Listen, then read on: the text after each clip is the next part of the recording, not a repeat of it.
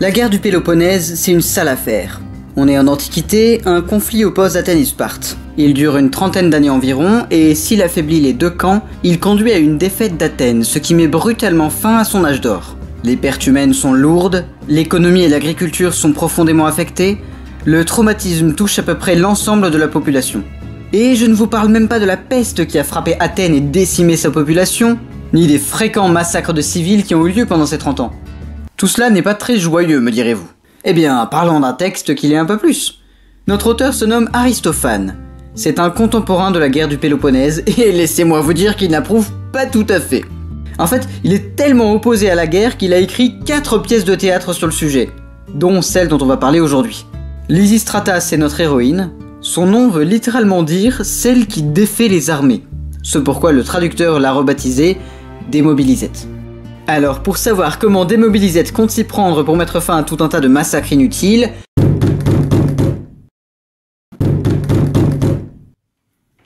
j'ai jamais réussi à finir mes intros, c'est dingue. C'est pourquoi... Alors soldat, qu'est-ce que tu fous ici? Les autres t'attendent, allez, ton équipement, tu sors. Ok, j'arrive.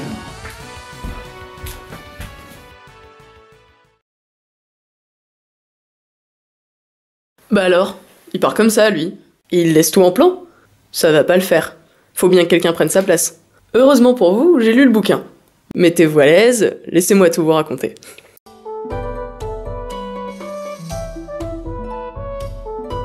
On est à Athènes, sur le chemin qui mène à l'Acropole. Démobilisette a invité toutes ses amies pour un rendez-vous de première importance, mais elles sont un peu à la bourre. Sa voisine Victoire est la première à se pointer. On voit tout de suite un contraste entre les deux femmes. Si Démobilisette est très sérieuse et passionnée par sa cause, Victoire est juste là pour vider des verres. Et ses répliques sont bourrées de blagues salaces. Les autres femmes finissent par arriver. Elles proviennent de toutes les régions concernées par la guerre. Démobilisette explique alors son plan. Pour mettre fin au conflit, elle propose une grève du sexe. Toutes les femmes sont absolument horrifiées par sa proposition. Elles sont d'accord que la guerre doit cesser, mais elles ne sont pas prêtes à un aussi grand sacrifice. Démobilisette finit par les convaincre. Elle leur fait même prêter serment pour s'assurer de leur fidélité. Elle avait prévu de sacrifier une bête pour sceller le pacte, mais les femmes préfèrent sacrifier une jarre de vin à la place. Comme on dit, qu'importe le sacrifice, pourvu qu'on ait l'ivresse. Une fois qu'elles ont bien picolé, les femmes se réfugient à l'Acropole où est conservé le trésor public. La stratégie de Démobilisette est tout à fait logique. Sans argent, pas de guerre possible. Un groupe de vieillards arrive dans le but de les foutre dehors, et pour ça, rien de plus simple que de mettre le feu au bâtiment. Et après, on dira que c'est les manifestants qui détruisent les biens publics. Ouais, c'est vrai que moi aussi, quand ma coloc veut pas sortir de la douche, je crame sa serviette. Les femmes ressortent avec des seaux pour éteindre le feu, ce qui provoque une violente dispute entre les deux camps. Pendant que tout le monde se gueule dessus, un magistrat débarque pour essayer de mettre un peu d'ordre dans tout le bazar, mais ces hommes se font rapidement rosser. Le magistrat comprend que puisque la violence a échoué, il ne lui reste plus qu'une solution. Engager la conversation. Bah, je comprends pas. Moi, la violence m'a jamais fait défaut. C'est bien, Grudu. Mais va-t'en maintenant. J'ai pas fini d'expliquer en quoi le sexe est plus fort que les poings. Démobilisette explique au magistrat la frustration que ressentent les femmes à ne rien pouvoir faire quand elles voient leurs hommes prendre des décisions stupides, mais aussi la tristesse qu'elles ressentent en voyant leur jeune fils partir au combat, entre autres.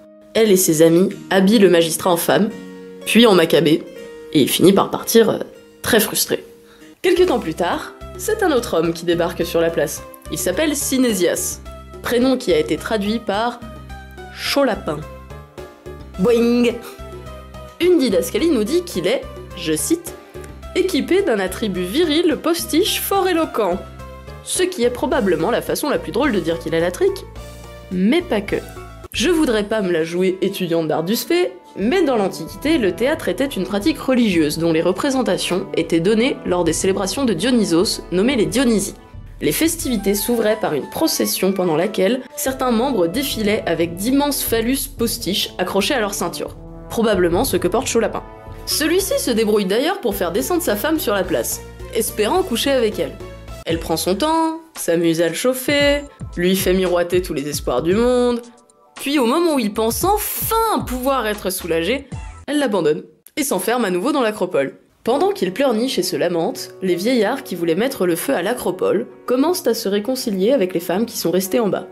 Il ne faut pas attendre longtemps avant que les ambassadeurs de Sparte et les représentants athéniens ne débarquent sur les lieux, soucieux de négocier la paix.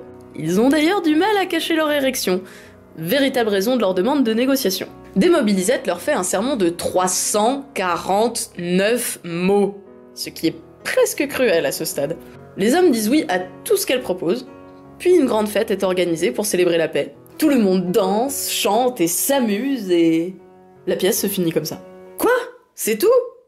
Bah oui, c'est tout. Je sais que quand on résume des livres sur cette chaîne, c'est rare que l'histoire ne se termine pas par quelqu'un qui meurt, mais rien ne nous empêche de changer un peu de formule de temps en temps. Quand on lit cette pièce à notre époque, on est vraiment tenté d'y voir un texte féministe. Un groupe de femmes qui sortent de leur rôle social prédéfini pour empêcher les hommes de se comporter comme des idiots, ça fait rêver. Mais c'est malheureusement une lecture anachronique. Aristophane a écrit une autre comédie, L'Assemblée des femmes, où il imagine un gouvernement entièrement féminin. L'idée que des femmes gouvernent un pays, pour lui, c'est une vaste blague. Et dans Lysistrata, il véhicule beaucoup de clichés de son époque sur les femmes. On le voit bien dans la scène du sacrifice de la jarre de vin. Ce qui motive vraiment les femmes, c'est pas tant la réunion politique, c'est la possibilité de s'en jeter un. Plus tard dans le texte, dans une scène que je n'ai pas mentionnée, on voit les femmes essayer de se trouver des excuses idiotes pour quitter l'acropole, sous prétexte d'aller filer leur lin, alors qu'en réalité leurs maris sont en permission. Elles ne supportent plus l'attente, elles sont en réalité aussi libidineuses que les hommes. Démobilisette est obligée de ruser pour les empêcher de partir.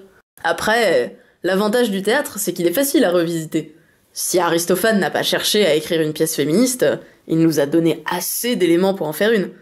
Alors amusez-vous. De toute façon, Aristophane n'a probablement même plus de tombe dans laquelle faire ventilateur.